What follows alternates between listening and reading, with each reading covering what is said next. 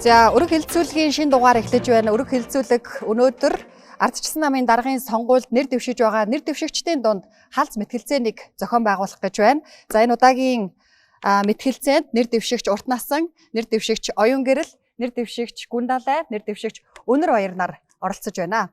За бид нар дүрмээ тохирсон байгаа учраас шууд асуултандаа хариулаад эхлэе. За Дэлхийн эрүүл мэндийн байгууллагаас өгсөн халдвар гүйжүүлэлтийг сахисан зай хоорондыг хамгааллыг бас авсан учраас шууд маскгүй эхэлж байгаа шүү гэдгийг бас үзэгчтэй хэлэх нь зүйтэй байх. За эхний асуултыг Урт насан оролцогчоос эхлээд явчихъя. Тэгээ дараагийн асуултанд ингээд дараалаад эхлээд явах байгаа. За та бүхний сонгуул цахим хэлбэрээр явагдаж байгаа гэдгээр онцлогтой. Тэгэхээр энэ цахим сонгуулийг шудраг явагдах байдлыг хэр зэрэг хангасан бэ? Утасны дугаарын ард те тухайн яг Ардчилсан намын гишүүн байгаа гэдгийг яаж баталгаажуулж байгаа вэ? За Ардчилсан намын гишүүд дэмжигч та бүхнийхээ өнөөдрийн амгалан айлтгая. За бид нар энэ Ардчилсан намын үндсэн дүрмийн дагуу Ардчилсан намын даргын дотоод сонгуульд оролцож байгаа. Тэгэхээр манай намын дүрмийн дагуу бол намын дотоод сонгуулийг сонгуульд гишүүдийг бол дотоод сонгуулийн хороо гэдэг ийм байгууллага зохион байгуулдаг ийм одоо дүрмтэй. Дүрмийн дагуу одоо энэ сонгуулийн бүх үйл ажиллагаа, санал хураалт, нэр дэвшилт, за дүн гарах бүх энэ процессыг бол энэ дотоод сонгуулийн хорооны журмын дагуу зохион байгуулдаг. За бидний хувьд бол энэ удаагийн намын даргын сонгуулийг зохион байгуулж байгаа цахим хэлбэрийг бол одоо баталгаатай гэж хүлээн зөвшөөрч, за энэ үр дүнг бол одоо бас манай намын нийт гишүүдийн оролцоог хангахын бүрэн болцоотой гэж итгэж найдаж байгаа учраас бид нэрийн дэвшүүлж энэ нэг ёсондоо энэ тоглоомын дүрмийг бид нар зөвшөөрсөн гэсэн үг шүү дээ. Ингэж оролцож байгаа. Тийм учраас энэ одоо намынхаа дүрмийн дагуу зохион байгуулагдсан үндсэн дүрмийн дотоод сонгуулийн хорооны үйл ажиллагаанд бид нар итгэж байгаа. За эхний асуулт ерөнхийдөө та дөрвөлнгээс нь асууж байгаа, дөрвөлээ хамжаад хариулна гэсэн үг. Дараагийн асуултаас эхлээд тус бүрээс нь өөр асуулт асуух байгаа. Тэгэхээр та бүхний зохион байгуулж байгаа энэ цахим сонгуулийг дээд шүүх хүлээн зөвшөөрнө гэдэг энэ эрх зүйн зохицуулалтаа хийсэн үү? За чи яг надаас дотоод сонгуулийн хороонд даргаас асуух гэж байгаа юм шиг асуугаад байна. Бид нар бол дотоод сонгуулийн хорооны зохион байгуулж байгаа сонгуульд оролцож байгаа оролцогч нар, нэр дэвшигч нар яг үннийг хэлэхэд бид нар дотоод сонгуулийг ингэж хийх ёстой, тэгж хийх ёстой гэж зааж зааварлах эрх байхгүй, өөрсдөө зөвхөн оролцоод явж байгаа. За миний хувьд гэх юм бол би одоо тэр маргаад явж байгаа нөгөө талын сонгуульд хүртэл бүртгүүлж үзсэн. Би ч бүртгүүлээ явж ирсэн шүү дээ, мөнх жаргал дарахтаа дотоод сонгуулийн хорооны сонгуульд. Тэнд бүртгүүлээ явж хахад би ингээд яалтчгүй тэр сонгуулиас гарахаас өөр аргагүй болсон.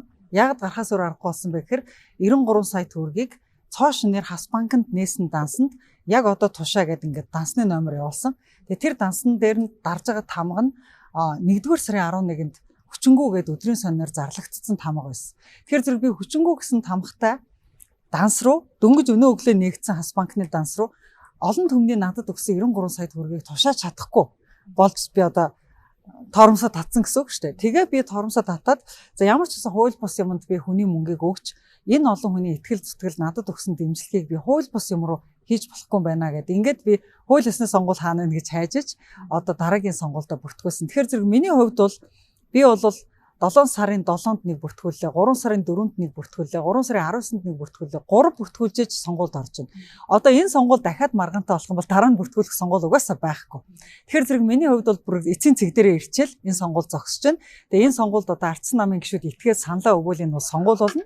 Итгэхгүй саналаа өгөхгүй бол маргаан болно. Тэгэхээр зэрэг би одоо намаа дарахтаа болгохыг дээд шүүхэд бүртгүүлээгээл явж байгаа намын гишүүний хувьд бол энэ сонгуульд итгэж байна. Харин энэ сонгуульд сонгогч та бүхэн Ардчилсан намын гишүүн та бүхэн итгэж саналаа өгвөл ингээд намын дээд шүүхэд бүртгүүлэх асуудал бол дөрмийнхэн дагуу явагдах байхаа гэж бодож байна. Таны нөгөө сонгуул бүртгүүлсэн сонгуул чинь бол 93 сая төгрөгийг нээсэн. Энэ сонгуул чинь ямар нэгэн төлбөр байршуулахыг шаардсан уу? 35 сая төгрөг байршуулахыг шаардсан. Яг энэтэй холбогдуулаад хэлэхэд би 97 сая төгрөг олон түмнээс 823 хүнээс босгосон байсан. Тэгээд тэндээсээ 35 сая төгрөгийг одоо энэ оролцож байгаа сонгуульдад төлөөд илүү гарсан 60 гаруй сая төгрөгийг буцаалт хийж байгаа. Одоо хүмүүс оюун гэрлийн буцаалтыг авч яах гэж бичээл байгаа л да надад. Тий. За үргэлжлүүлээд та нар одоо зохион байгуулалтын ажил бол биднэрт хамаагүй. Бид нар бол зөвхөн нэр дэвшигчид гэж үзэж байл л да. Гэхдээ зохион байгуулагдсны дараа дээд шүүх бүртгэхгүй бол тийм ээ. Та бүхний сонгуул одоо хүчин төгөлдөр биш болох нь шүү дээ. Хайрын цаг хугацаач болно. Тэр энийгээ яаж баталгаажуулж яаж шийдэж энэ сонгуульд өрсөлдөж байгаа юм? За нэгдүгээрт улс төрийн намын тухай хуулийн дагуу үйл ажиллагаа явагдаж байгаа бах. тэгж бодож байна. Мөн одоо намынхаа дүрмийн дагуу явагдаж байгаа бах. Энэ дүрмээ бас ингээ баталчдаг. За тэгээд энэ цар тахалтай холбоотойгоор одоо ийм цахим сонгуул явуулж байгаа. Тэгээ энийг бол би бас хууль ёсны гэж үзэж байгаа. Тэгж итгэж байгаа. Зүгээр сонгуул явуулахад одоо янз бүрийн бодлон болоод одоо гарч магадгүй гэж бас би их санаа зовж байгаа. Юу гэхээр одоо ингээ те гөөгөө одоо ингээд мөнгөөр худалдаж авах те альсгүй ингээд багцлаад хаа нэгэн газраас хүний өмнөөс одоо санал өгөх ч юм уу хакердах ч юм уу иймэрхүү зүйлүүд гарч магадгүй гэж зүгээр би хувьдаа дотроо бас хардаж байгаа. Тэгвэл аль болохоор одоо сайхан болоосоо гэж хүсэж байгаа. Тэгээд би энэ ардчилсан намын гишүүд дэмжигчдтэй хэлэхэд ардчилсан нам маань одоо харамсалтай ингээд хагарал болоод бүлэг фракцтай хуваагдаад ингээд хоёр газар ингээд сонгуул хийж нэг хэсэг нь ингээд нөгөө цаасаар сонгуул өгнө гэж 4 хүн явж байгаа. Одоо бидний 5 бол одоо энэ цахимаар өгье гэдэг дээр ингээд явж байна. Тэгэхээр хүмүүсийг гишүүд дэмжигчдийг би одоо хоёр энэ сонгуул өгж байгаа. Энэ хоёуланд нь одоо идэвхтэй оролцоороо тэр цаасаар санал аач өгчөөрөө энэ цахимаарч гэсэн саналаа бас өгчөөрөө гэж уриалж байна. За тэгээд нөгөө талаас бол одоо цахимаар сонгуул өгж байгаа нь бол хууль бус гэх юм яриад буруу шүү бити өгөөрөө гэж ярьж гин гэсэн тэрэнд бол бити одоо автагдаараа бид бол бусдыг одоо нөгөө талдаа бити санал өгөөрөө гэж ерөөсөө уриалахгүй тийм юм ярихгүй байгаа. Бид бол за одоо нэгэн тийм нөхцөл байдал үүссэн юм чинь одоо хоёуланд нь саналаа өгөөрөө гэж хэлмээр байна. За тэгээд энэ санал өх нь одоо яагаад чухал юм бэ гэхээр энэ зөвхөн энэ ардчилсан намын даргыг сонгох гээд байгаа юм бишээ. Дарга болох одоо магадгүй амархан байж магадгүй зарим нэг хүмүүст дарга болчмоор харагдаад байж магадгүй. Дараагийн үүрэг хариуцлага, дараагийн сонгуулийн ялалт гэдэг чинь маш чухал байхгүй юу? Дээр нэмээд энэ одоо олон фракц бүлэглэлт хуваагдсан энэ бүгдийг нэгтгээд аваад явна гэдэг чинь бас нэг тийм жирийн хүний ингээ хийчих ингээ ажил биш те. Тийм учраас энэ хоёр зүйл дээр анхаараасаа гэж энэ сонгуульд идэвхтэй оролцоосоо гэж хэлмээр байгаа. За нэгдүгээр энэ бүлэг фракцийн асуудлыг зэгцэлдэг ийм одоо хүн байгаасаа, тийм намын дарга байгаасаа. Хоёрдугаар дараагийн сонгуулиудад ард түмнээ уриалан дуудаад, араасаа дагуулад, итгэлийн хүлээгээд дайрч ороод энэ ардын нам гээд мангасыг ялчих ийм одоо дарга байгаасаа гэж энэний төлөө одоо саналаа өгөөсэй гэж би хүсэж байгаа юм шүү. Би бас яг харж байгаа энийг. За ойлголоо. Эхний 3 одоо нэр дэвшигчдийн яриагаар бол ерөнхийдөө тийм эргэцэн баталгааг бол одоо яг гаргацсан юм байхгүй байгаа юм шиг санагдлаа л да. Өнөр хоёр оролцогчоос дараагийн асуултыг асуухад тэр одоогор манайд байгаа цахим бүртгэлийн баталгаатай систем бол хур систем болон Монголиа систем байгаа. Тэгэхээр яг та нарын энэ цахим сонгуулийг яаж баталгаажуулах юм бэ? Магадгүй тэр ардчилсан намын гишүүн утасны дугаараараа саналаа өгөхөд тэр утасны дугаарын ард яг ардчилсан намын гишүүн байгаа гэдгийг яаж баталгаажуулах вэ? Одоо улсын хурлд нэр дэвшигчнэрээс чинь сонгуулийн эрх орон асуултыг асуудаг үстэй. Тэрнтэй адилхан дотоод сонгуулийн хороо бол энэ дээр тайлбар өгөх ёстой. Бид нар өнөөдөр нэр дэвшигчнэр болохоос сонгууль зохион байгуулж байгаа тэр хүмүүс биш. Нөгөө талдаа бас манай уран оролцогч нэрлэлээ. Хууль ёсны тамга тэмдэг хаана байна? Бид нар тэр зарчмаа л барьж байгаа. Хууль дээд шүүгт бүртгэлтэй хууль дүрм нь хаана байна? Тэрэндээ л захирагдаж байгаа. Тэрээс хин нэгэн хүнээс хамааралтай энэ лөө бүртгүүлж энэ таалагдж байгаа, тэр нь таалагдахгүй гэдэг асуудал энд байхгүй шүү дээ. Нөгөө талдаа яг хуу захим дээр би нэг л юм хэлдэг. Хяналтын л оруулчихлаа. Одоо тэр эргэлзээ тэгээд нэр утасны цаас уцаа маажаад хараагаад өрөөгөөд харлуулад байгаа тэр хүмүүс өөрсдөө л хянаал үзэлтэй. Өөрөө ирж танилцаагүй гэдэг нэг худлаа үгүйсгэж идэг тийм зарчим байж болохгүй шүү дээ. Дээрэс нь энд байгаа 5 нэр дэвшигч гэсэндээ өөрсдөө хөндлөнгийн хяналтыг оруулах хэрэгтэй. Остоо тэр өөрсдөө мэддэггүйсэн жишээлбэл би бол хуулийн нэг тийм IT сайн мэдхгүй. Гэхдээ тэр мэдээллийн технологи, IT инженер мэддэг хүмүүс нь давтаж хяналтаа тавьж болно шүү дээ. Энэ нээлттэй шүү дээ. Энийг хэн ч хориглоогүй. Тэр ийм байдлаар хяналтын л өргөн өрөөнд тавьчих. Түүнээс биш заавал одоо ингээд нэг талцаад эсвэл энэ нөхцөл байдалтайгаа нийлэхгүй байдлаар бид нар асуудал хандажлахгүй хаад гэж харж байгаа. Нөгөө талдаа ардчилсан нам гэдэг бол шинэ юмтай хөл нийлүүлж чаддаг байх намаа. Тэгээд технологийн хөвсөлт гэж юм чи одоо төрийн сонгуул хүртэл технологийн хөвсөлтөд нийлүүлэх юм руу явах гэж байгаа ч одоо бид нар нам болоод энэ дээр нэг тийм цаарлаад байх юм хэрэггүй гэсэн тийм бодолтой явж байгаа маа. За ойлголоо. Дараагийн асуултыг оюун гэрэл нэр дэвшигчид тавья. Яг одоогийн ардчилсан намын нөхцөл байдлыг харах юм бол ардчилсан нам институц болж чадаагүй, төлөвшөөгүй байна гэж харахаар байна л да. Тэр 31 жилийн түүхэндээ ардчилсан нам институц болж чадаагүй бол одоо институц болж хөгжиж төлөвшөд хэдийн хугацаа хэрэгтэй юм бэ? 30 жилийн хугацаанд юу хийж амжив гэхээр ерөөсөл Монгол улсын хэмжээний үндэсний нам болж чадсан. Одоо үнэндээ 30 жилийн дотор салаа мөчр болгонд улс их орныхон салаа мөчр болгонд ардчилсан намтай гишүүнтэй ингээд эрх баригчтай энэ тэнцүү хүчинтэй болно гэдэг бол асар том хөдөлмөр, асар их ажил, асар олон хүний зүтгэл. Тэгэхээр зэрэг энэ бол 30 жилд бол нэлээд хангалттай үр дүн гэж би бодож байна. За харин олон намын нэгдэл байсан, 10 намын нэгдэл байсан учраас үзэл санаагаа нэгтгэх гэдэг нь институц болохын өмнөх шат байдаг. Тэгэхээр энэ шатыг бол яг Эрдэнэ дарга үед хийсэн. Яг одоо энэ ажлыг хийлцсэн хүмүүсийн нэг нь одоо бидэртэй хамт нэр дэвшээд явж байгаа уртнаас. Тэгэхээр зэрэг энэ үзэл санаа нэгтгэж бид нар чинь баруун төвийн нам шүү те энэ олон тал талаас ирсэн намуудынхаа бид нар яг энэ чиглэлийн цааш нь аваад явъя гэдэг дээр нэгдэхэд дахиад бид нар 5 жил зарцуулсан байгаа. Тэгэхээр одоо бол бид нар үзэл санаа гэдэг зүйлээ томьёолоод авчлаа, маргаангүй болчлоо. Өмнө нь хийсэн бүх нэгдлүүд маань дандаа үндэсний нам хэмжээний болох хэмжээний нэгдлүүдийг хийчлээ. За одоо дараагийн шат нь юу гэхээр институцийн соёл واخгүй. Институц бол болцсон. Манай намыг бол институц гэж үзнэ. Бид нар бол институц. Гэхдээ институцийн соёл гэдэг юмыг одоо шинээр төлөвшүүлэх хэрэгтэй. Тэгэхээр соёлыг яаж төлөвшүүлдэг юм бэ гэхээр соёлыг өдөр тутмын ажлын арга барилаар төлөвшүүлдэг. Хэрвээ ардчилсан соёлгүй, институцийн соёлгүй, эмх цэгцийн соёлгүй, төсвийн сахилга батгүй, төсвийн соёлгүй хүн удирдвал замбраагүй л институц хэвээрээ байна.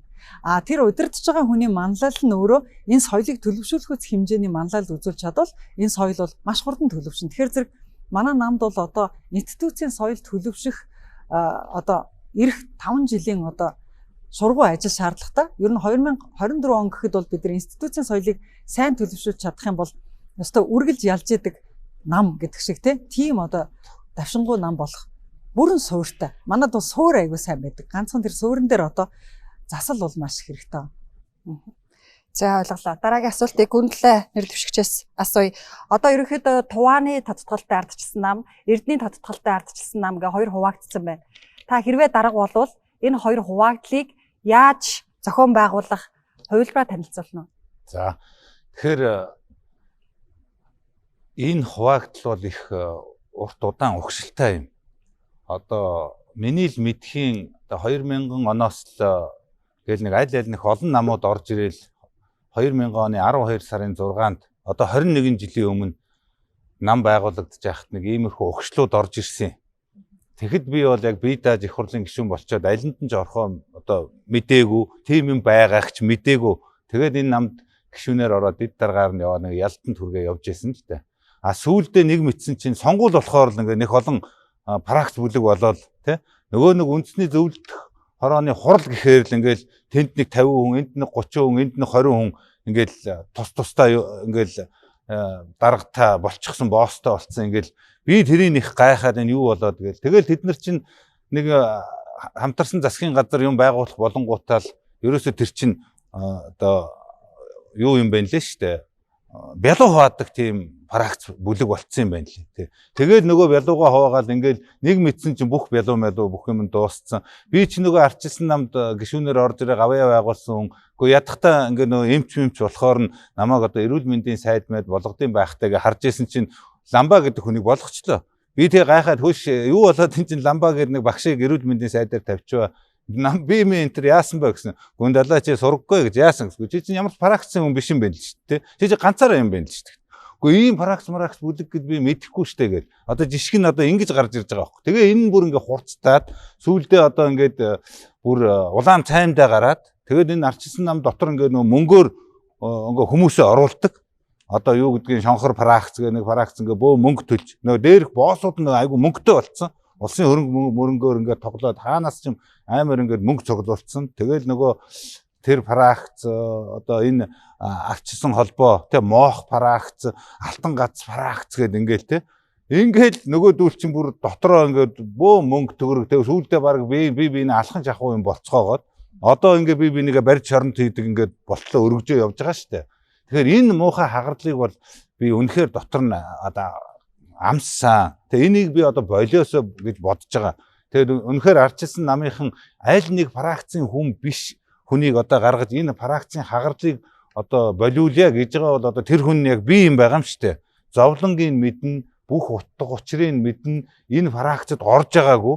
Би бол энэ фракцуудыг бүгдийг нэвлүүлээд нэгтгээд та нар яагаад байгаа илүү нэгдэцгээ миний тогондор, манай тогондор, намынхаа тогондор, үзэл бодлынхаа тогондор, ялалтын тогондор нэгдийгээд аваа явахад одоо би бол бэлэн байгаа. За нэг. За хоёрдугаарт ардчилсан намын одоо асуудал бол энэ зүгээр одоо энэ даргын асуудал ч юм уу энэ фракцийн асуудал бол энэ шийдэгдчихнэ. Би тэгж үзэж байгаа. Үнэхээр тэр дарга лидерээ гаргаад ирэх юмар тэрийгэ тойроо явна. Түүнээс одоо хэн нэгэн ардчилсан намын одоо дарагд өрсөлдөж байгаа одоо энэ олон хүмүүс дотор ч нөгөө фракцуудын төлөөлөл байна шүү дээ. Одоо биний нөгөө дөрөв дотор ч фракцын төлөөлөл байна. Энд ч бас байж лээ тийм үү? Одоо нөгөө фракцууд ч одоо энэ дотор намын даргын төлөө фракцууд үзэлцээд байгаа байхгүй юу? Тэгээд нөгөө цаана гişүүдээ ингээ багцалцсан мөнгө төгрөгийн нөгөөд ингээд явж байгаа. Тэгэхээр энэ сонгуул бол миний хувьд маш хүнд сонгуул болж байгаа. Яг тэр би чинь бас л нөгөө фракцын хүн биш. Нөгөө фракцууд чинь бас л нөгөө намын дотроо бүх шатанда дарга цэрэггүй ингээ хүмүүсээ оруулсан. Ингээ бэлтгэцэн манай фракцын хүн тэр шүү, тэрийгэ дэмжээрэ, энийгэ дэмжээрэ, тэрийг болохгүй шүү гэдээ ингээ явж байгаа. Тийм учраас ардчилсан намыг ялъя гэж бодож байгаа бол дараадаата ялъя, фракцаа байхгүй болгоё. Би бинэ хүлэн зөвшөөрөйг яг нэг тийм над чиг фракцгүй юм хүн сонгох ёстой байхгүй юу. Тэгээ энэ фракцын асуудал нэгдүгээр чухлаас гадна дараагийн асуудал бол тэр намын дарга энэ намыг дараагийн сонгуулиудад ялуулж бэхжүүлж те ийм энэ намыг ингэж одоо төлөвшүүлж тийм үү авч явж те ялалтанд хүргэж олон ялалтанд хүргэж сайхан болох ёстой байхгүй юу. Тийм даргыг сонгох ёстой юм шүү. За дараагийн асуултыг өнөр хоёр оролцогчоос асууя. Ерөнхийлөгчийн сонгуульд намаа амжилттай оролцуулахаа бодож энэ хагарлыг эвлэрүүлэх талаар та хөөцөлдөж үзсэн үү? Одоо чин эхлээд би ч одоо тийм эвлэрүүлдэг хэмжээний хүн болоогүй юм л та. Гэхдээ би тийм бодлого, тийм зарчмыг барьж байгаа. Яг тэр энэ удаагийн ерөнхийлөгчийн сонгуул бол хамгийн хариуцлагатай сонгуул гэж харж байгаа. Төрийн бүх эрх мэдэл нэг улс төрийн хүчинд шилжсэн байна өнөөдөр. Тэр дундаа энэ иргэдийнхээ эрхийг ерөөсө боддгоо, иргэдээ хүнээ боддгоо. Дээрэс нь энэ төр дагсан бизнес цэцгэлдэг. Өөрөөсөө хууль шударгас ярьчаад тэр хуулийнхаа дээгүүр одоо гიშгдэг тийм л эрх мэргэжтэнтэй бид нар болчлаа шүү дээ. Тэр өнөөдөр яагаад энэтэй бид нар хатуу тэмцэх ёстой? Тэгэхэд бол бид нар бол хүчээ нэгтгэх ёстой. EV-тэй байх ёстой. Тэр энэ дээр би мэдээж хэрэг ажиллах болно. Энэ дээр зарчим нэг байгаа. Жишээлбэл би нэг жишээлээ сая улсын хурлын гишүүд баахан цагдаагийн байгууллагын хэвлэлийн төлөвлөгч ажлыг зогсоож нэг 4-5 гишүүд төрийн ордонд. Би чи хууль тогтоогч нар үстэй. Тэр Монгол улсын өмнө чухал тулгымцсан асуудлыг иргэнийхээ эрхийг хамгаалах холбоотой хуулийг санаачилдаг юм. Тэр шилэн даасны хуулийг сайжруулах тухай нэг саналч гэсэн ягаад бариад гүйж болтгүй. Нэг бол тэр хууль тогтоогчийн ажлыг хийж чадахгүй тэр цагдаагийн байгууллагын хэвлэлийн төлөвлөгчтэй хуулийн байгууллагуудын хэвлэлийн төлөвлөгчийн ажлыг хийгээд явах хэрэгтэй байхгүй. Иймэрхүү маягаар эсвэл эдгээр дөндөө шүүхийн тухай батлаа. Одоо бол улс төрчнөр бол шүүхээс хоолой гэсэн хаана байна? Энэ засаг орчоо том дарга сайдар бүгдээрээ л шүүх хуулиар шийдэгдэг асуудлыг яриад ам булалдаад яриад өөрийгөө тодруулахын тулд од болохын тулд яриад байгаа юм. Ийм маягаар утгагүй энэ чинь ямар их хурлын сонгуул болж байгаа. Өнөөдөр бол таавхан тангар өргөцсөн төрийн түшээчд. Өнөөдөр Монгол ардын нам шинэ Монголын төр болцсон байгаа юм. Энэ ажлыг хэвчээ. Тэр энэтэй бид нар сөрж зогсдог байхын тулд арслан хүчтэй сөрөгчний байрсанд очих хэвээр. Тэгэхэд тулд өөрөө ч асуугаад байгаа бид нар бол дотроо эвлэрэлцэж хүчээ нэгтгэх тэр зарчим дээр хатуу зогсох ёстой л гэж харж байгаа. За. Уртасан оролцогчоос үргэлжлүүлээд асууя. За ардчилсан намд институцийн соёл төлөвшөөгүй нь сайн лидер гүнх гэдэгтээ санал нэгдэх үү? За манай монголчууд бол мориндоо мордоо дэлхийг эзлэх амархан, мориноосоо буугаад төр улсыг төхнөх дамаргүй гэж ингэж сургаж ийм одоо философит ард түмэн. Үнэхээр бол одоо 30 жилийн өмнө бол манай ардчлагчид бол энэ цагаан морин жилийн ардсан хувьсгалыг бол амжилттай хийсэн, нийгмийн эрс өөрчлөлтийг хийсэн. Харин энэ ардчлалын дараах, хувьсгалын дараах холдоон баталгаажуулах, өөрийнхөө улс төрийн систем намаа төхнүүлэх ажил бол бараг 30 жил үргэлжилж байна. Түрүү одоо манай оролцогч ярьж байна 10 гаруй улс төрийн намуудыг янз бүрийн одоо үйл баримталтай намуудыг нэгтгээд өнөөдөр ардсан нам болсон явдал том олд.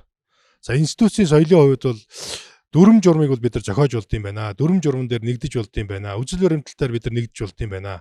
Хамгийн гол нь энэ дүрм журмыг хэрэгжүүлдэг, үйл баримтлалыг хэрэгжүүлдэг хүмүүс маань өөрсдийнх нь соёл хандлагаас их зүйл хамаард юм байна.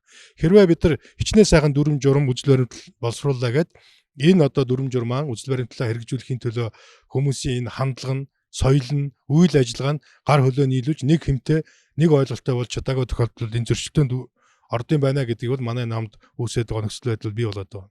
Би яг намын төв аппарат ажиллаж байсан хүний хувьд бол манай намд бол маш их чадах хүний нөөц боломж бол бидэнд байгаа. Харамсалтай нь бид нар бол нөгөө монголчуудын хэлдгээр гадаах нь гэртээ ороогүй айл гэдэг шиг бид нар тэр хүмүүсээ байр байранд нь тавьж оногдох ажил үүрэг болцоог нь бид нар ашиглаж чадахгүй байгаа.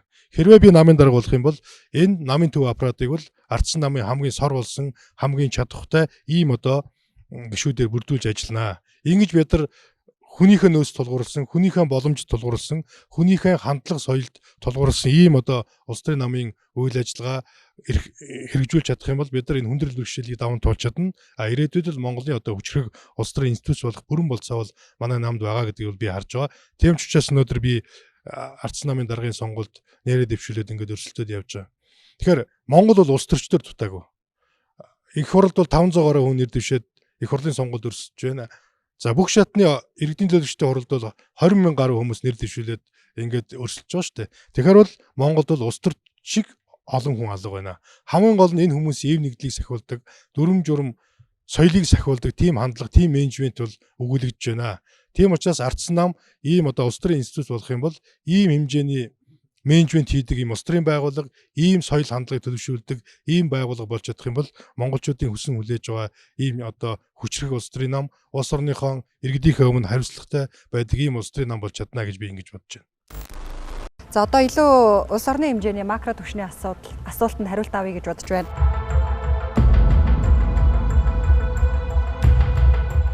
Засгийн газар яг өөрийнхөө хийх ёстой ажлыг хийхгүй байна.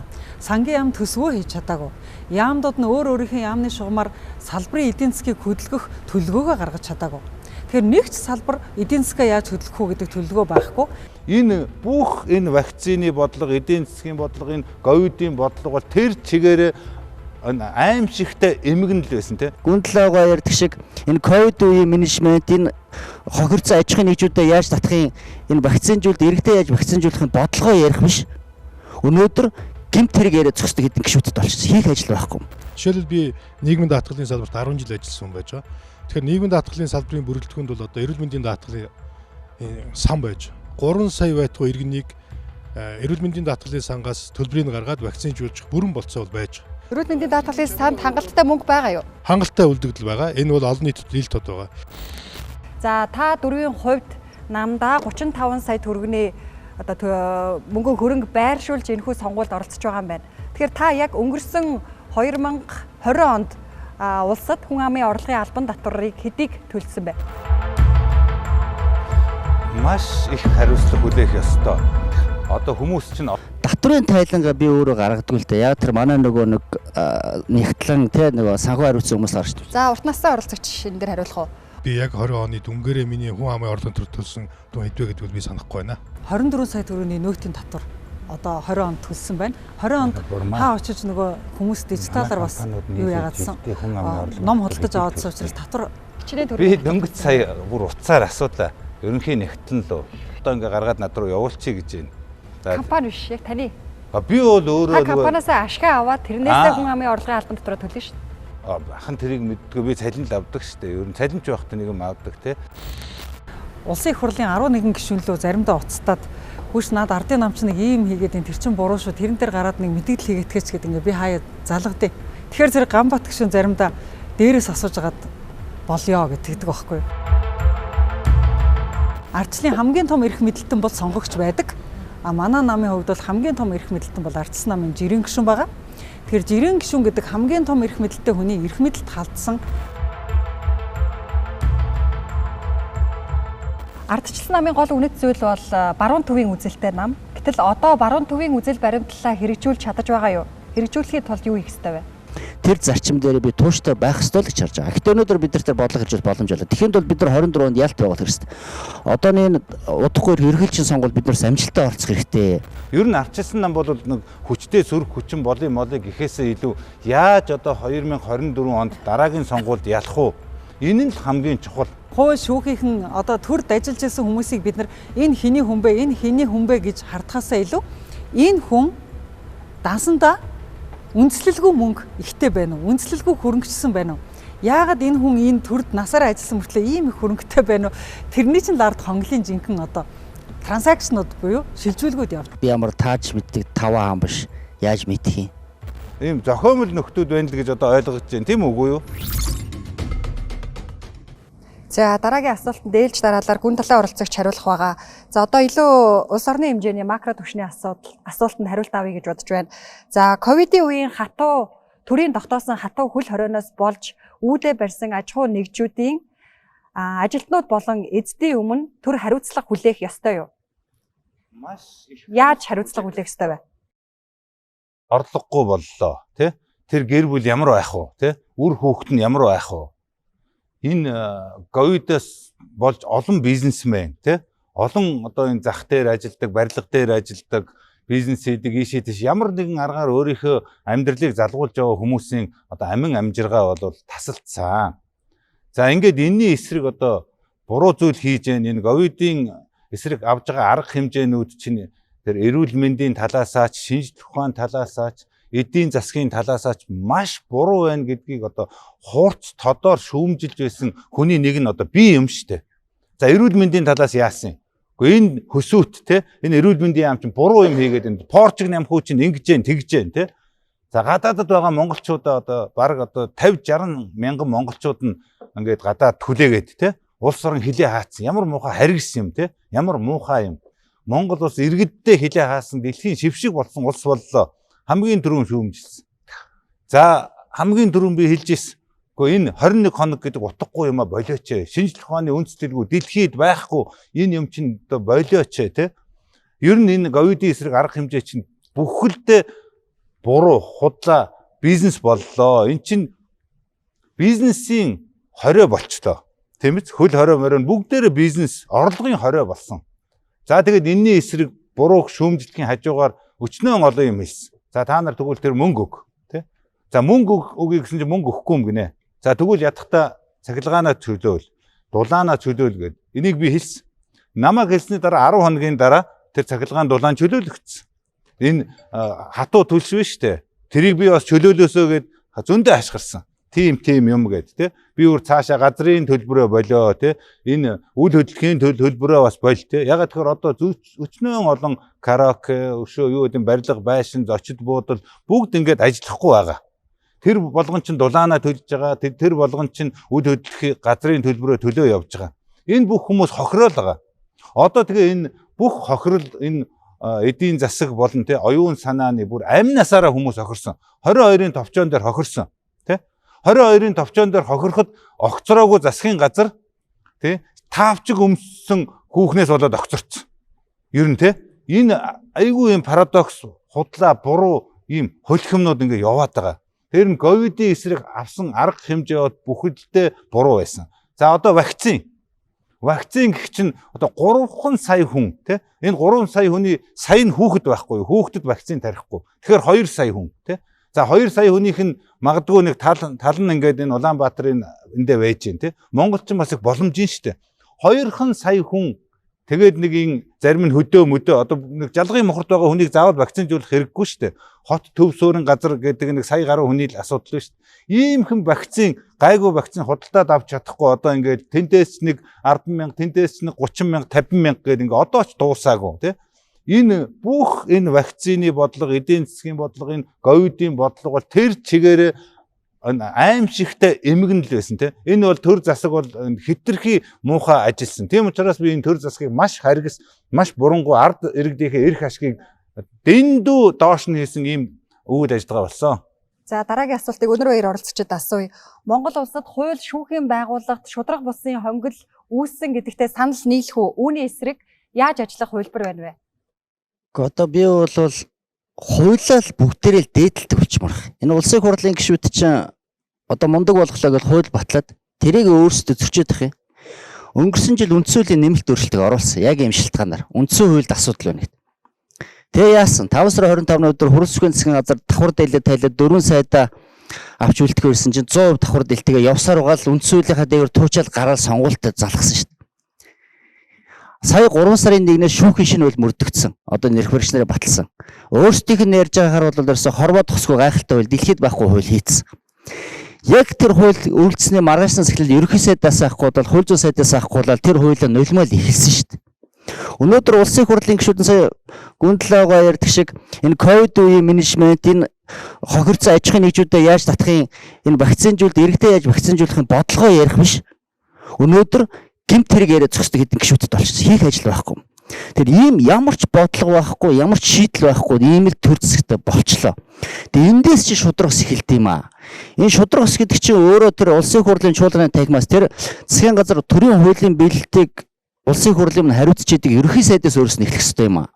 Өөрөөсөө наана болохоор хууль шудрагс ирчээ цаагаараа хуулийг юу уландаа гişэд үүсгдэг байж таарахгүй. Ингээм бол Монгол шудрагс тогтохгүй. Тэгэхээр би бол одоо энэ эрх мэдэлд байгаа энэ 62 гишүүн энэ ерөнхий сайд энэ хууль зүйн сайд энэ Монгол шудрагсыг тогтоохоо явж байгаа энэ хүмүүс өөрсдөө сүлгэрлэх ёстой, хавлах ёстой. А үнэхээр хуулийн дээгүүр алхаж байгаа, хуулийг өшгөлж байгаа тэр хуулийн албан байгууллага хүмүүсүүдийг шалгаад тэр хүмүүст нь гин бурууг хариуцлах нь тооцож чаддаг байх ёстой. Тэгжээж энэ зүйл бол Монгол шудрагс тогтноо. Түүнээс биш ингээд нэг юм өөрсдийнхөө зохиоцсон нэг зохиол сценараар яваадах юм бол би нэг утга учиргүй маргаан дуусахгүй. Энэнд цэг тавихын төлөө бид нар явах ёстой. А би бол юу гинэ? Яг одоо яг үүний эсрэг тэмцэх хууль тийм учраас биш тий. Одоо энэ хэрэгжүүлээд Монголд хууль цөөдөг. Үндсэн хууль нь байна, шүүхийн хууль нь байна, прокурорын хууль нь байна, эрүүг хууль бүх хуулиуд нь байна. Энэ хуулиудыг чинь нэг зөв ойлгож хэрэгжүүлдэг, нэг цаасан дээр үлддэг шүү дээ. Тунхаг уриалаа за амлалтын цуглуулдаг биш. Яг хэрэгжүүлдэг. А үнэхээр тэр хуулийн дээгүүр алхаж арах юм бол тэр ерөнхий сайд мөн үү? Хууль зүйн сайд мөн үү? Тэр ерөнхий шүүгч нь ерөнхий прокурор нь үү? Хариуцлага хүлээж чаддаг. Хариуцлага тооцож чаддаг. Тийм л юм руу бид нар орох ёстой шүү дээ одоо. А түүнээс биш игээд цаас үйлдвэрлээд асуудал шийдэгдэхгүй.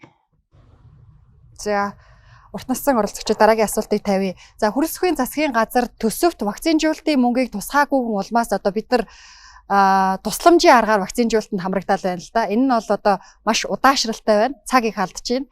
Энэ нэг өсөндөө нөгөө талдаа эдийн засгийг алж байгаа нэг хэлбэр гэж хэлж болно. Яг энэ асуудалд Монгол Ардын намын засгийн газруудад ямар хариуцлага тооцох ёстой вэ? Хариуцлага тооцох ёстой гэдэгтээ санал нийлэх үү? Яг энэ цар тахлын үед энэ Ардын намын засгийн газрын иргэдтэй хандж байгаа улс орондоо авч хэрэгжүүлж байгаа арга хэмжээний үр дүнгийн талаар бол манай нэр дэвшигч ярьж байна л да. За зөвхөн вакцины хувьд би аваад үзэх юм бол жишээлбэл би нийгмийн даатгалын салбарт 10 жил ажилласан хүн байж байгаа. Тэгэхээр нийгмийн даатгалын салбарын бүрэлдэхүүнд бол одоо эрүүл мэндийн даатгалын сан байж. Тэгэхээр хэрвээ бид нар үнэхээр өгийг бол ганцаасан гэж монголчууд хэлдэг үг байдаг. Эрүүл мэндийн даатгалын санд бол 3 сая байтугай иргэнийг эрүүл мэндийн даатгалын сангаас төлбөрийг гаргаад вакцинжуулж бүрэн болцоо бол байж байгаа. Энэ эрүүл мэндийн даатгалын санг 1993 оноос хойш Монголын ард түмэн эрүүл мэндийн даатгалын шимтгэл төлөөд бүрдүүлээд өнөөдөр ийм болцоотой үлдэгдэл эрүүл мэндийн даатгалын санд бол байж байгаа. Тийм учраас энэ эрх баригчд бол асуудлыг шийдэхээсээ илүүтэй ковидоор далимдуулж гадны зээл тусламж авах тийм ээ бусад их үүсрүүдийг өөр одоо зорилгод улс төрийн зорилгод ашиглах ийм одоо бодлого нь төлхөө явчуудаа гэж миний ийм хардлага байгаа. Тийм учраас бол энэ вакцинжуулах үйл ажиллагаанд бол гадны зээл тусламж хараад бүрдэхгүй байгаа төсвийнхөө болцоог хараад ингээд ядраад суух биш бэлэн одоо хоримтлагдсан Монголын олон түмний 20 гаруй жил одоо шимтгэлдүүлж хоримтлуулсан эрүүл мэндийн даатгалын сангаасаа энэ одоо худалдаа авалтыг хийгээд хэрэгжүүлээд явах бүрэн болцоо байсан. Вакцины чанарын хувьд бол хангалттай мөнгө байгаа юу? Хангалттай үлдэгдэл байгаа. Энэ бол олон нийтэд ил тод байгаа. Дээрээс нь энэ вакциныг худалдаж авахдаа заавал гуйлаг түлгээр биш. Дэлхийд нээлттэй худалдаа авалт зарлаад хамгийн чанартай, хамгийн үр өгөөжтэй ийм технологи, ийм одоо худалдаа авалтыг нийлүүлж чадах ийм худалдаа авагчийг сонгоод нийлүүлэх бүрэн болцоо байсан. Тийм учраас би энэ эрх баригчдын энэ вакцинжуулах үйл ажиллагаанд авч хэрэгжүүлсэн арга хэмжээнд дээр бол буруу шааж байгаа сэтгэл дундуур байгаа. Бидэнд бол энээс илүү хурдан үр өгөөжтэй шийдэх бүрэн болцоо байгаа. За оюун гэрэл оролцогчоос за манай улс ерөнхийдөө сүүлийн жил гаруй хугацаанд ковидын үед ажиллаж байна л да. Ковидтэй тэмцэж байна. Манай төрийн хэрэгжүүлж байгаа хямралын менежментийн юу нь болохгүй байна? Юу нь одоо болж байна? Үүний эсрэг ямар хувилбар шийдэл танилцуулах вэ? Сайн хэрэгжүүлж чадчихна уу хямралын менежментийг? За ер нь бол энэ ковидтэй үеийн хүний эрхийн зөрчил одоо нэг хямралын менежмент буруу байгаа талаар би яг чамтай өрг нэвтрүүлгээр орж ярьжсэн тий. Тэгээ тэгж ярьж байхдаа би юу хэлжсэн бэ гэхээр засгийн газар яг өөрийнхөө хийх ёстой ажлыг хийхгүй байна. За эрүүл мэндийн яам бол дэлхийн эрүүл мэндийн байгууллагын зөвлөмжөөр яг ингээ гадна дотны хүмүүсийн хийгээд өгсөн цаасыг ингээд яг өөрснийхөө ажил дээр удирдамж болгоод хийх ажлыг бол хийж байна. Өөрөөр хэлбэл гүйцэтгэгчийн ажлыг бол хийж байна. А нөгөө өөртөө толгоогоо ажилуулад зохиогоод нутаг оронд нутгшуулаад тий эх орондоо таарсан шийдвэрийг гаргах ажлыг бол ерөөсөө хийхгүй байна гэдэг би тухайн үед ч гэсэн ярьжсэн одоо ч гэсэн давтан хэлмээр байна. Тэгэхээр юу хийж чадаагүй гэхээр засгийн газар ерөөсөө процедуруудаа боловсруулж чадаагүй. Сангийн яам төсвөө хийж чадаагүй. Яамдууд нь өөрийнхөө яамны шугамар салбарын эдийн засгийг хөдөлгөх төлөвлөгөөгөө гаргаж чадаагүй. Тэгэхээр нэг ч салбар эдийн засгаа яаж хөдөлгөх үү гэдэг төлөвлөгөө байхгүй.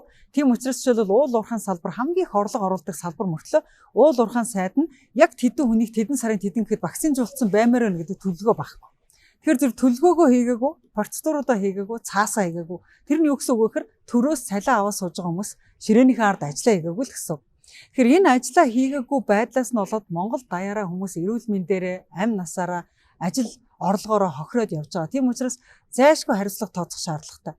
Тэгээд хамгийн гол ажиллаа хийж байгаа хүмүүс нь өнөөдөр хинбэ гэхээр эмчнэр л байгаа байхгүй. Эмч цагдаа яг нөгөө гүйцэтгэх ажилтнууд онцгой байдлынхан. Тэгээд тэр хүмүүстэй одоо яг нөгөө захиран тушаа харгаар чи тэрэг чи инг гэдэг зүйлүүдийг нөгөө тогтцсон процедурын дагуу хийж чадаад байгаа. Толгоогоо ажилуулаад шинээр юм хийх тал дээр бол үнэхээр бусад засгийн газруудын өмнө ичмээр байдалд ортлоо Монгол улс бол шийдэлгүй байлаа. Би тэн дээр түрүүн бас нэр дэвшигчдийн хариулаагүй үлдээсэн ганц нэг хариултыг бас хэлмээр байна. Жишээлбэл та түрүү өнөр баяраас Монголд одоо хонгил байна уу гэж асуужсэн тийм шудраг ёсны хонгил байгаа. Ямар хонгил хаана байгаа гэдгийг бид нар АТГ-гийн одоо хөрөнгө орлогын мэдүүлэг авдаг хилцээс авах хэрэгтэй. Ямар хонгил байгаа вэ гэхээр төрд үргэлж ажилласан, насаараа төрд ажилласан мөртлөө тэрбумын хөрөнгөтэй хүмүүс бол хонглын хүмүүс. Юуны хонгил гэдэг нь хамаагүй. Тэр нь шудраг бусын хонгил байна уу? Одоо системтэй халамжийн хонгил байна уу? Улсаас одоо юу мэддэг монополийн хонгил байна уу? Юу хамаагүй. Гэхдээ ямар хонглыг үүсгэж яах вэ гэхээр мөнгөөр энэ хонгил үүсдэг. Зүгээр нэг 2-3 хүн нийлж суучаад нэг практик гэж хоол идснээр хонгил үүсдэг. Яаж хонгил үүсдэг вэ гэхээр яг мөнгө шилжүүлгээр хонгил үүсдэг. Тэгэхээр мөнгийг даг гэж нэг сонгодог үг байдаг шүү дээ. Follow the money гэдэг. Мөнгийг л даг гэдэг. Тэгэхээр мөнгийг дагаад үзэхэр мөнгийг дагаж үүссэн хонгил жинхэнэ хонгил байдаг юм аа. Тэгэхээр зэрэг тэр нөгөө нэг хууль шүүхийнхэн одоо төрд ажиллаж байсан хүмүүсийг бид нар энэ хэний хүн бэ гэж хардхаасаа илүү энэ хүн дансандаа үндэслэлгүй мөнгө ихтэй байна уу? Үндэслэлгүй хөрөнгөчсөн байна уу? Яагаад энэ хүн энэ төрд насаараа ажилласан мөртлөө ийм их хөрөнгөтэй байна уу? Тэрний чинь лард хонглын жинхэнэ одоо транзакшнууд буюу шилжүүлгүүд явж байгаа. Тэгэхээр зэрэг альва нэгэн энэ хүмүүсийн хилээд байгаа хонгил гэдэг бол нэг хүнийг хорлох гэсэн хонгил гэхээсээ илүү эн чинь одоо буруу эдийн засгийн хууль бус эдийн засгийн сүүдрийн том эдийн засгийн хонгил тэнд яваад байна. Тэгэхээр зэрэг тэр хонгилуудыг бид нар гаргаж ирэхгүйгээр тэр хонгилууд нь нуруу унахгүйгээр шудрах бус зүйл нуруу унахгүй.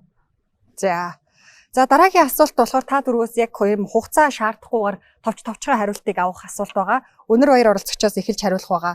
За та дөрвийн хувьд намдаа 35 сая төгрөгийн одоо мөнгө хөрөнгө байршуулж энэхүү сонгуульд оролцож байгаа юм байна. Тэгэхээр энэ одоо 35 сая төгрөгийг байршуулах чадамжтай байна гэдэг бол одоо Монгол улсын нэг дундч болон дунджаас дээгүүр орлоготой хүн гэж тооцогдохоор байна л та өнөөдрийн судалгаагаар бол. Тэгэхээр та яг өнгөрсөн 2020 онд улсад хүн амын орлогын албан татварыг хэдийг төлсөн бэ? Би бол зураг миний нэг ганц хийдэг юм бол ном гаргадаг ажилтдаг. Өнөөдөр ямар ч байсан би өөрийнхөө тэр үүсгэн байгуулсан сангийн шугамар нэг 20 гаруй дэлхийн сонгодог бүтээлийг их хэлний гаргачаад байгаа. Яг тэгэхээр Монголын залуучууд өнөөдөр бүгдээрээ дэлхийд явж сурах боломж болцоо байхгүйж болно.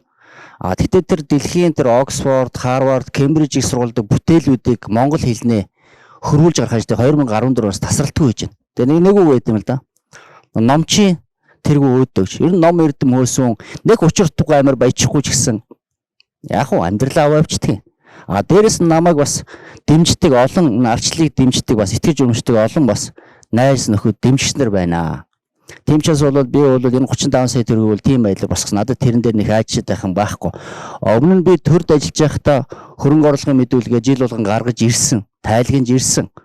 Сая улсын хурлд нэр дэвшижсэн тэр тэмчээс надад бол тэр ямар нэгэн байдлаар одоо юу гэдэнтэй тэд энийг бултаат ч юм уу цухтаагаад нэг тийм тайлбарлаж 35 сая төгрөгийн их үүсрийг тайлбарлаж чадахгүй тийм асуудал байхгүй гэдэг л гэсэн. Зөв ер нь бол асуулт нь 35 сая төгрөгөө тайлбарлах биш. Өнгөрсөн 2020 онд хүн амын орлогын татвар тэдэн төгрөг төлсөн бэ. Татврын тайлангаа би өөрөө гаргадаг л дээ. Яг тэр манай нөгөө нэг нэгтлэн те нөгөө санхүү хариуцсан хүмүүс гарч байна. За урт насны оролцогч энэ дээр хариулах уу? Өнгөрсөн 20 онд тэдэн төгрөгийн хүн амын орлогын албан татвар төлсөн бэ.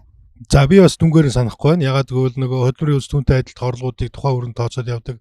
Аж ахуйн нэгжийн эрхэлж байгаа үйл ажиллагааны татваруудыг мөн одоо тухайн санхүүгийн үйл ажиллагаа хариуцсан улсууд нь ингээд тооцоод явдаг учраас би яг 20 оны дүнгээрээ миний хүн амын орлогын төлөв төлсөн дүн хэдвэ гэдгийг би санахгүй байна.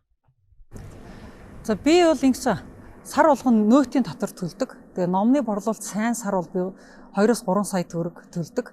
Номны борлуулалт муу одоо 4-5 дугаар сард бол нэг сая төгрөгийн энэ нөөтийн татвар төлдөг. Тэгэхээр зэрэг дундчлаад би 2 саяар бодох юм бол 24 сая төгрөгийн нөөтийн татвар одоо 20 онд төлсөн байна. 20 онд хаа очиж нөгөө хүмүүс дижиталаар бас юу яагаадсан. Ном худалдаж аваадсан учраас татвар нэх буураагүй. За дээр нь би хүн амын орлогын албан татвар сая дөнгөж сая тайлангаа гаргахад миний одоо 20 оны хүн амын орлогын албан татвар 3 сая 900 мянган төгрөг төлсөн. Дөнгөж сая төлөөд дууссан. Дээр нь би нөгөө нэг цалингаас судгуулдаг орлого татвар шүү дээ. Цалингаас судгуулдаг татвар бол нэг сарда 150 мянгаыг төлдөг гэдэг чинь жилдээ нэг саяг төлдөг гэсэн үг шүү дээ, тийм ээ. Нэг сая гаруй төлдөг гэсэн үг. Тэгээд нийлээд ингээ бодохоор би нэг 30 арай хүрэхгүй сая төгрөний 27-оос 28 сая төгрөний татвар төлсөн юм байна. 20 онд. За гүндлэн оролцогч. Би дөнгөж 20 онд хичнээн төгрөг. Би дөнгөж сая бүр уцаар асуудаа. Ерөнхийн нэгтлэн лөө. Тэгээ зөвхөн манайх нэг толгой компанид жилдээ 25 сая төгрөг төлдөг юм байна. За бусад жижиг компаниуд нь хэдийг төлдгийг одоо ингээ гаргаад над руу явуулчих гэж байна. За компани биш яг таны. Би бол өөрөө компаниас ашгаа аваад тэрнээсээ хүн амын орлогын албан татвар төлнө шүү дээ. Бахан тэрийг мэддэггүй би цалин л авдаг шүү дээ. Ер нь цалинч байхад нэг юм авдаг те. Тэгэхээр манай компани л ямарч байсан нэг нь л ямарч байсан 25 сая төгрөг жилдээ төлдөг гэж байна. За би бол одоо яг өөрийнхөө цалингаас л төлдөг байхтаа бодвол те. Би тэр мөрийг сайн мэдэхгүй. Хэдэн төгрөг цалин өгдөгч би мэддэггүй. Би очиод хэрэгтэй мөнгө аваад явж идэг болохоор те. За ямар ч байсан нэг 40-50 сая төгрөг бол жилдээ хүн амын орлогын татварт бол манай компаниудад төлдөг юм байна. За нэг хоёрдугаарт би нэг зүйлийг бас хэлчихье гэж бодож байна. Энэ болроо сэтгүүлч их сайн сэтгүүлч юм байна. Ягаад тэгэхээр биднэрт бүгдээрэнд нь асуултаа өгөөг хинд ямар асуулт өгөхийг энэ хүн хэлдэггүй юм байна. Ирсэн хүмүүсээс ингээд тойруулаад ингээд асуулт асуудığım байна.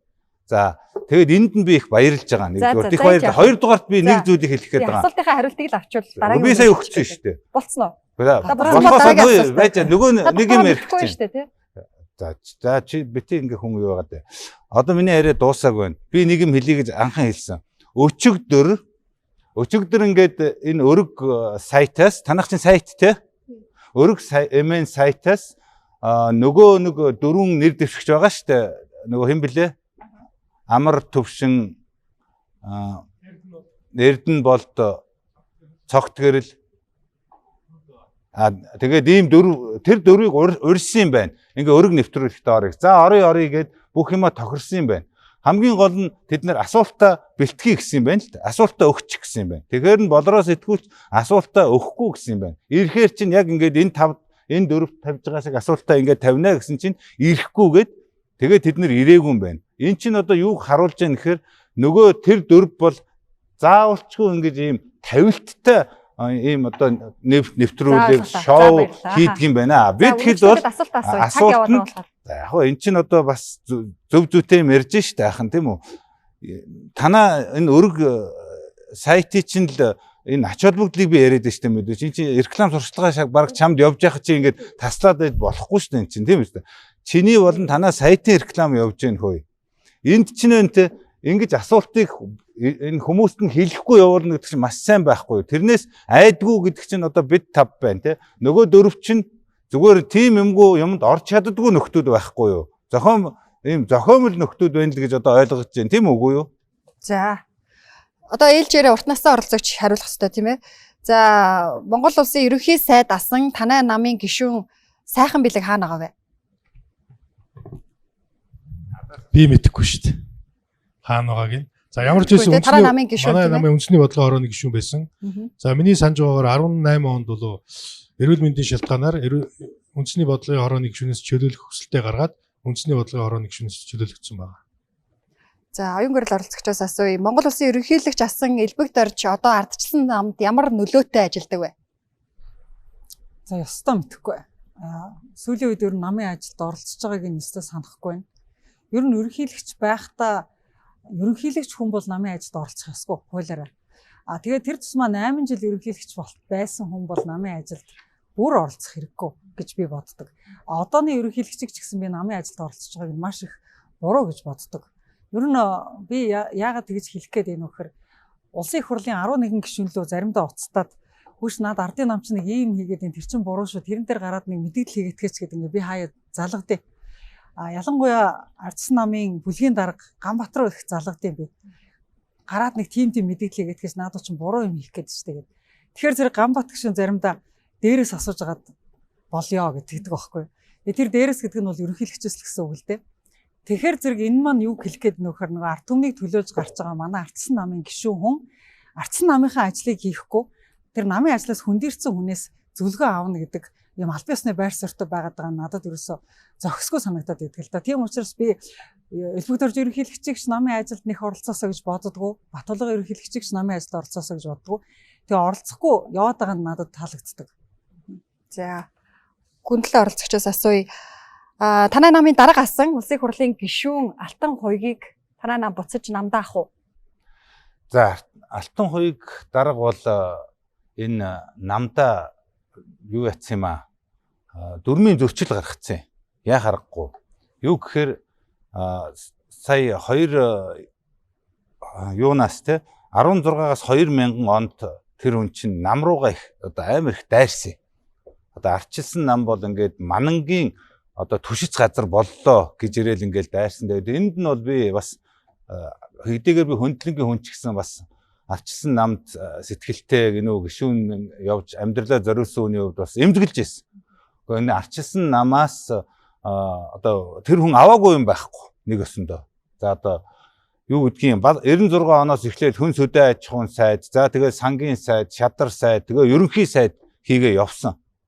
Тэгсэн мөртөө нэг өөрөө намын дарга болъё гэсэн нэг жижигхэн амбицтай тэрэнд нь одоо болохгүй болохоор нуурлаад тэгэл одоо нам руугаа хамаг муухай шавар шавхаа баас шээсээ цацсан нэг. Дараа нь энэ хүн намын дүрмэнд харш юу гэхээр намаасаа нөгөө нэг нэр дэвшээгүй ч юм уу юу ч болсон мэдэхгүй Эрдэнэтэд бие дааж нэр дэвшсэн. Өөрөөр хэлбэл арчилсан намын нэр дэвшигчийн эсрэг бие даад нэр дэвшсэн. Тийм болохоор энэ хүн нөгөө дүрмээ зөрчсөн өөрөө. Тэгээ дүрмээ зөрчсөн болохоор тэр дүрмийн дагуу ингээд шийтгэл хүлээгээд ч юм уу өнөөдөр ингээд энэ арчилсан намын даргад нэр дэвшиж чадахгүй энд тэнд ингээд явж байгаа л да. Тэгэхээр би бол энэ Норвын Алтан хуйгийг бас лидер хүний хувьд те бас арай л хитрхи юм а те. Дүрмээ бариад те олонхоо дагаад те сайхан шудраг тэмцэлдээд ингээ явах ёстой шүү дээ. Тэрний оронд ингээд нэг шалчиг балчиг зан гаргаад л ингээл ийм муухай юм хийсэн. Тэрнийхээ одоо ямар үр цацсан тэрнийхээ ургацыг л хураана л гэж би хувьдаа ойлгож байгаа шүү дээ. Одоо Алтан хуйг дарга одоо сонсож байгаа бол одоо уучлаарай. За улсын хурлын гишүүн Ганбаатар намаасаа гарвал танай нам ах уу? Одоо энийг би ганцаараа шийдэхгүй шүү дээ. Би мэдэхгүй. Ганбаатар тэр намаасаа гарах ч юм уу. Би ямар тааж мэддэг 5 хаан биш. Яаж мэдэх юм? Тэр үний уучаа. Би зүгээр арчилсан намын үндсэн дүрм. Арчилсан намын үзэл баримтлалыг хүндэтгээд ирсэн хүн бүхэнд нээлттэй л нам. Би тэрийг л хэлье. За ойлголоо. За ээлжээр танаас асуун тийм ээ. За судалгаагаар Монгол улсын ардчлалын индекс одоо сулраад сүүлийн 4-8 жилд суларч за хуурамч ардчлалтай гэх тодтолд орсон байна л да. Хүний эрх, хэвлэл нийтлэх эрх чөлөөний үзүүлэлтээр. Тэгэхээр энэ ардчилсан үнэлэмжийг сайжруулахын тулд юу хийх ёстой вэ? Ардчилсан үнэлэмжийг сайжруулахын тулд нөгөө ардчилсан соёлоор асуудлыг шийддэг шийдвэр гаргагч нарыг л төрүүлэх ёстой. Ер нь бол манай индексүүд чинь буурахаараа ард түмний муудаа буурдгоо. Дандаа шийдвэр гаргагч нарын мууд буурдаг байхгүй. Тэр шийдвэр гаргагч нар авилга их аваал гэвэл авилгалын индекс өсөд байна. Шийдвэр гаргагч нар эрх чөлөөг хаагаал гэвэл эрх чөлөөний индекс буураад байна. Өөрөлдөө шийдвэр гаргагч нар нь муу ах юм бол улс муу байдаг. Тийм учраас ер нь энэ шийдвэр гаргагч нарыг хэн төрлөө оруулд юм бэ гэхээр улс төрийн нам л төрлөө оруулдаг. Тэгэхээр улс төрийн нам өөрөө гишүүдээ, сонгуульт гишүүдээ мөн төрд орох гэж байгаа тэр нэр дэвшигч нарыгаа хүмүүжүүлж оруулахгүй бол энэ Монголын төрийг ерөөсөө нар харуулахгүй ингээд энэ төс нь унаад байгаа байхгүй. Тэгэхээр зэрэг ерөөсөө миний мөрөө хөтөлбөр дээр аюу ойлгомжтой байгаа. Би бол юу гэж хэлж байгаа гэхээр өндөр дээд түвшинд шийдвэр гаргагч нарыг бэлтгэдэг гол галтгоо нь бол улс төрийн зөвлөл гэж зүйл байдаг манай нам дотор. Тэгэхээр улс төрийн зөвлөлийг шинжилгээс ажиллаа эхэлнэ гэж. Өөрөөр хэлбэл толгойноосоо эхэлж шинжилж ажиллаа эхэлнэ. Энэ хүмүүс улс төрийн үнэт зөвлөлтөд үзэл баримталтай ардчсан соёлтой байж тэр төрийн өндөр албан тушаалд ардчсан намаас соёлтой эмх зэгцтэй төсвийн сахилга баттай ардчсан соёлтой хүмүүс орж явах хэрэгтэй. Нөгөө талаасаа бол ардчсан намынхаа гишүүдийн манлайллыг маш их дэмжинэ. Энэ манлайллыг нь зөв хэрэгжүүлэхэд нь ялангуяа ардчсан аргаар хэрэгжүүлэхэд нь сургана. Хүмүүс төрхөөсөө ингээд ардчсан арга барилтаа удирдахч болж төрж чаддаггүй. Ардчсан арга барил чи ийм юм шүү. Иргэдтэйгээ ингэж харьцдаг шүү. Үзэл бодлыг ингэж хүндэтгдэг шүү. Эрх чөлөөг нь ингэж хүндэтгдэг шүү гэж заахгүй бол юу болж хувирж ийнө вөхөр өөртөө ардчлалынхаа үнэт зүйлийг нухчин дардаг бүтцийг өөртөө бий болгоод идэг. Одоо жишээлбэл манай нам дотор энэ сонгуул болж штэ энэ хоёр сонгуул зэрэг явж байна. Тэгэхэд ингэж байгаа байхгүй юу? Хэдэн гишүүдийн нэрийн жагсаалтыг хэдхэн хүн дарж хөвтчихэд тэгээ тэр хүмүүс рүүгээ яг багцалж уцтаад захим сонгуульд орж болохгүй зөвхөн манай сонгуульд орно шүү гэд ингээд бүлэг ингээд хүмүүсийн сонгох эрхэнд халдах ажил явагдаж байгаа байхгүй. Энэ бол ардчлалын индексийг бүр навс унгаана. Яг гэвэл ардчлалын индексийн хамгийн том үзүүлэлт нь юу ах хэвээр гэхээр ардчилсан орны эрх чөлөөтэй иргэн сонгох эрхээ чөлөөтэй эдлэх хэвээр. Чөлөөтэй гэдээ бүр үндсэн хуулинд заасан байгаа шүү дээ. Тэр чөлөөтэй эдлэх эрх гэдэг чинь яадаг эрх юм бэ гэхээр нэг дарга хэлэхээр эрхээ алга болгочдөг юм гэсэн үг биш. Сонгуул зарлагдсан байна. Би сонгох эрхтэй байна. Би ороод сонгуулаа өгөхөд хаанч хариуцлага хүлээдгүй л байх хэвээр. Гэтэл дарамтлал чи тэнд сонгуул өгж болохгүй, энд сонгуул өгж болохгүй гэж дарамтлал байна гэдэг чинь эсвэл тэр хүнийг тэ сонгуул өгүүлэхгүй байх бүх арга чаргыг оролдоол ингээл худалдаж аваад янз янзаар оролдоод байна гэдэг чинь ардчлаа өөрийг нь байхгүй болгож байна гэсэн үг. Тэгэхээр ардчилсан намаар овгулсан хүн бол ардчлаа байхгүй болох ажлыг өөрийн гараар хийлцэж болохгүй. Ардчлалын хамгийн том эрх мэдэлтэн бол сонгогч байдаг. Манай намын хувьд бол хамгийн том эрх мэдэлтэн бол ардчсан намын жирийн гишүүн байгаа. Тэгэхээр жирийн гишүүн гэдэг хамгийн том эрх мэдэлтэй хүний эрх мэдэлд халдсан альва үйл ажиллагаа бол энэ ардчлалын уналтал болно. Тэгэхээр зэрэг би бол бас л одоо энэ асуултаа холбогдуулаад хэлэхэд бол манай намын гишүүд бол хүссэн сонгуульда саналаа өгөх хэрэгтэй. Ялангуяа ардчсан намын гишүүдийг өөрж оролцуулж байгаа сонгуулиудад чөлөөтэй орж саналаа өгөх хэрэгтэй л гэж хэлнэ. За гүндлээ оролцогчоос асууя.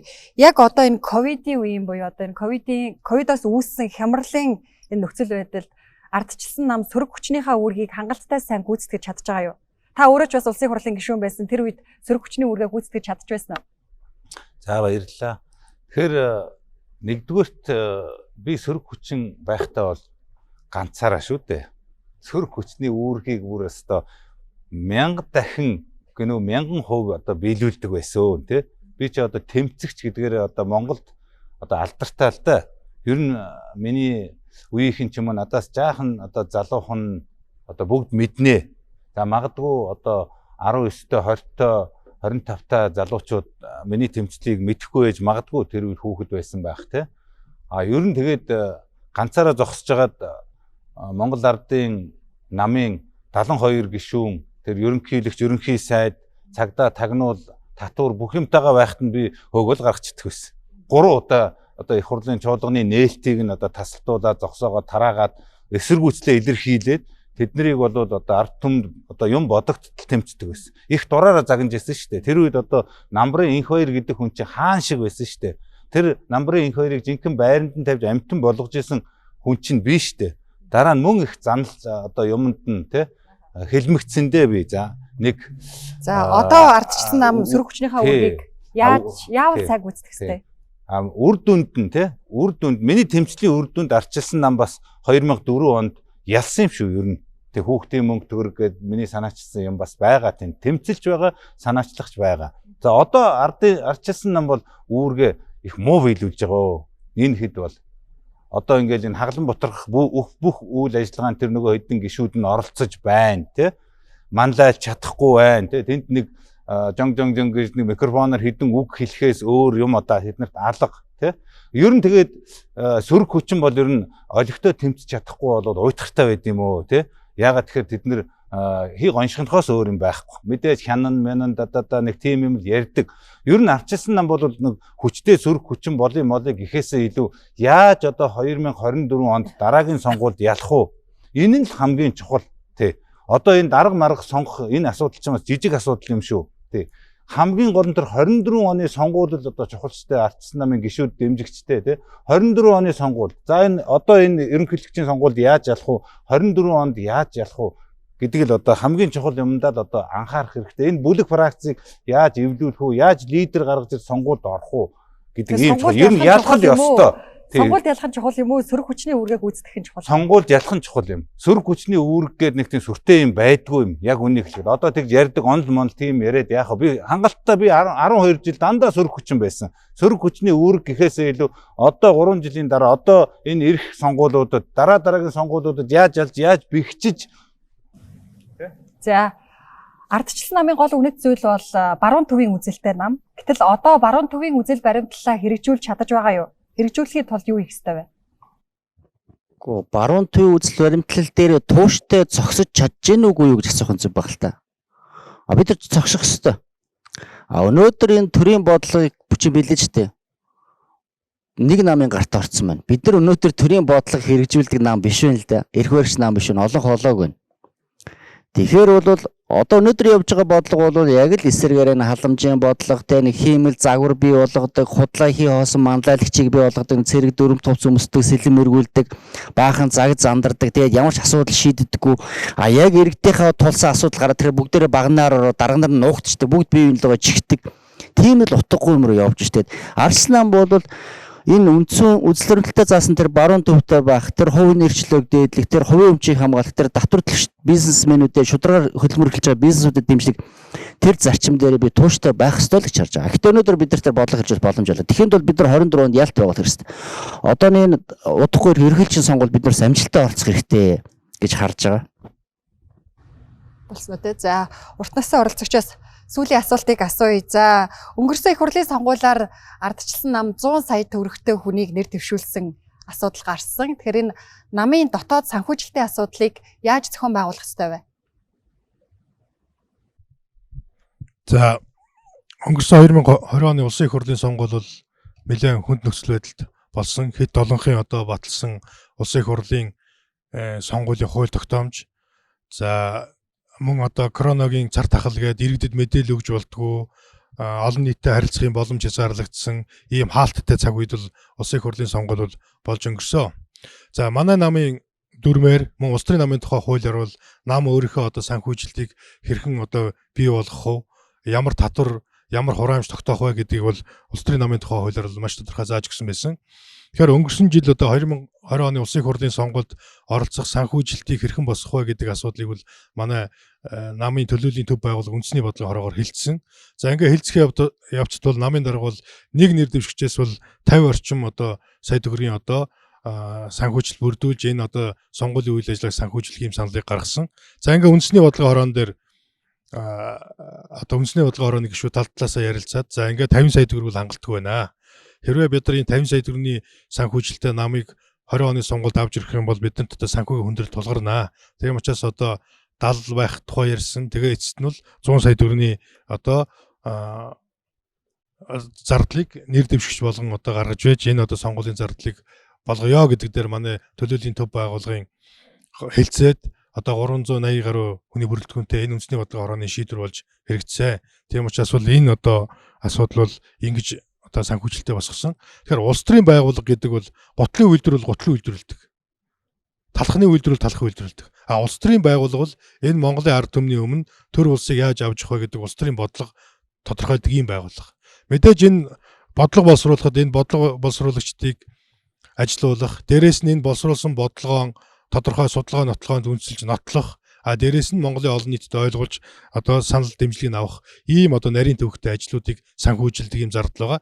Тийм учраас бол энэ 20 оны сонгуульд бол бид ийм зардлыг босгож оролцсон. Монголын ард түмний 40% нь ардсан намаас нэр дэвшигчдийн төлөө саналаа өгсөн явдал бол бас бидний энэ үйл ажиллагааг Монголын олон түмэнд дэмжсэн 40% дэмжсэн одоо талархсан одоо ийм одоо арчлын зүгэл Монголын ард түмэн бол одоо итгэл найдвар алдаагүй байна гэдэг ийм одоо дүгнэлтийг бол бидэнд өгсөө. За баярлалаа. Өрөг хэлэлцүүлэг өнөөдөр ардчилсан намын даргын сонгуульд нэр дэвшиж байгаа нэр дэвшигчдийн дунд халз мэтгэлцээнийг зохион байгууллаа. Өнөөдрийн мэтгэлцээнд нэр дэвшигч Оюн Гэрэл, нэр дэвшигч Урт Насан, нэр дэвшигч Гүн Далай, нэр дэвшигч Өнөр Баяр нар оролцлоо. Анхаарлаа хандуулсанд баярлалаа.